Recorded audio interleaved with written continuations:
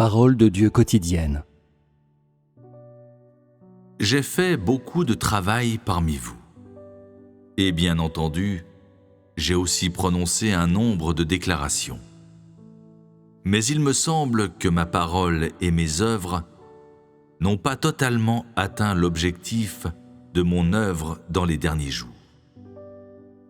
Car dans les derniers jours, mon œuvre n'est pas destinée à une certaine personne ou à un certain groupe de personnes. Mais elle vise à démontrer mon tempérament inhérent. Cependant, pour une myriade de raisons, peut-être faute de temps ou en raison d'un programme de travail très chargé, mon tempérament n'a pas permis à l'homme de me connaître le moins du monde.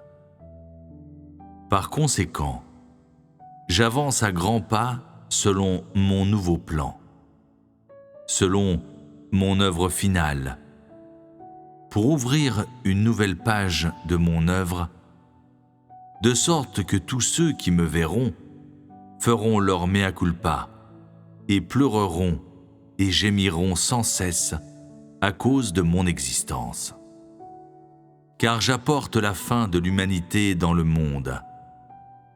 Et après, je dévoile tout mon tempérament devant l'humanité, afin que tous ceux qui me connaissent et ceux qui ne me connaissent pas puissent se régaler la vue et voir que je suis certes venu parmi les hommes, sur terre où se multiplient toutes choses. Voilà mon plan, ma seule confession depuis que j'ai créé l'humanité. Je souhaite que vous puissiez de tout cœur suivre chacun de mes mouvements, car ma verge se rapproche une fois de plus de l'humanité, de tous ceux qui s'opposent à moi. Avec les cieux, je commence l'œuvre que je dois réaliser.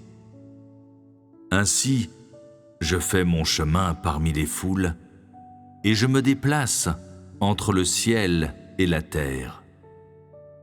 Personne ne perçoit mes mouvements ni ne fait attention à mes paroles. Par conséquent, mon plan progresse sans obstacle.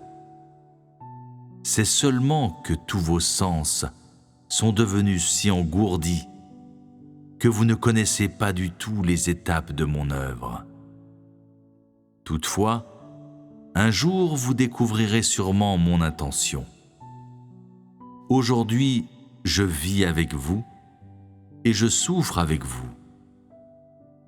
J'ai depuis longtemps compris l'attitude de l'humanité envers moi. Je ne souhaite pas expliquer plus clairement, encore moins donner d'autres exemples d'un sujet douloureux dans le but de vous humilier. Mon seul souhait est que vous gardiez dans votre cœur tout ce que vous avez fait, afin que nous puissions régler nos comptes le jour où nous allons nous retrouver. Je ne souhaite pas accuser à tort quiconque d'entre vous, car j'ai toujours agi avec justice, équité et honneur. Bien entendu, je souhaite aussi que vous puissiez être ouverts et magnanimes, et ne fassiez rien qui aille à l'encontre du ciel et de la terre et de votre conscience. C'est tout ce que je vous demande. Plusieurs se sentent impatients et mal à l'aise, car ils ont commis des torts atroces, et beaucoup ont honte de ne pas avoir fait un seul acte bon. Pourtant, il y en a aussi beaucoup qui ne semblent pas du tout être couverts de honte par leurs péchés et vont de mal en pis, arrachant complètement le masque qui couvre leurs traits hideux, qui n'ont pas encore été pleinement révélés, pour mettre mon tempérament à l'épreuve. Je ne fais pas attention aux actions de quiconque, et je n'en tiens pas compte. Je fais plutôt l'œuvre que je devrais faire, que ce soit glaner l'information, parcourir la terre ou faire ce qui m'intéresse.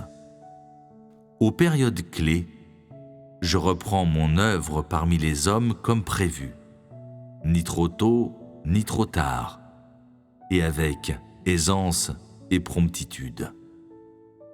Cependant, certains hommes sont carrément mis à l'écart à chaque étape de mon œuvre, car je méprise leur flatterie et leur fin asservissement. Ceux que j'abhorre seront certainement abandonnés, intentionnellement ou pas. En bref, je veux que tous ceux que je méprise soient loin de moi. Il va sans dire que je n'épargnerai pas les méchants qui restent dans ma maison. Puisque le jour de la punition de l'homme est proche, je ne suis pas pressé de chasser toutes ces âmes méprisables, car j'ai mon propre plan.